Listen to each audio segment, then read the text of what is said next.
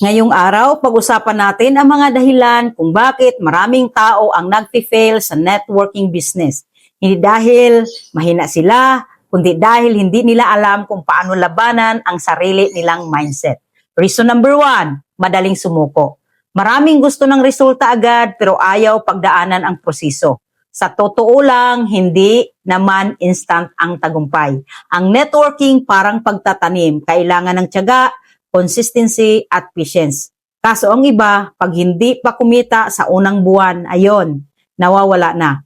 Tandaan mo, ang tunay na winner hindi yung mabilis magsimula, kundi yung hindi tumitigil.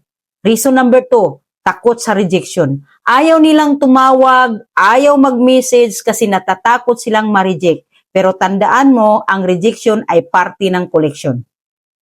The more no you get, the closer you are to your yes. Kahit ako dumaan din sa mga ayaw makinig, ayaw maniwala, pero hindi ako tumigil. Kung gusto mong umasinso, kailangan mong sanayin ang sarili mong lumaban sa takot.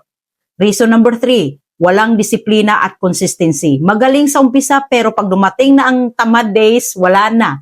Remember this, success loves consistency. Hindi mo kailangan magtrabaho ng 10 hours sa isang araw, pero kailangan mong magpakita araw-araw.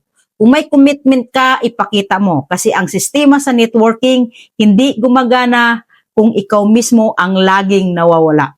Reason number 4, mali ang attitude. Yung iba puro reklamo, walang action. Kapag walang kita, sinisisi ang upline, sinisisi ang company, pero hindi tinitingnan kung ano bang kulang sa kanila.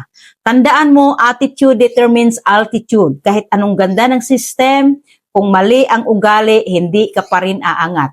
So kung gusto mong magtagumpay sa networking, iwasan mo itong mga dahilan. Huwag kang sumuko. Huwag matakot sa rejection. Maging consistent at ayusin ang attitude. Because at the end of the day, ang tunay na dahilan ng failure ay hindi ang business, kundi ang mindset ng taong tumigil. Kaya kung gusto mong magtagumpay, gumalaw ka, magtiwala ka at magpatuloy kahit mahirap. Remember this, winners never quit and quitters never win.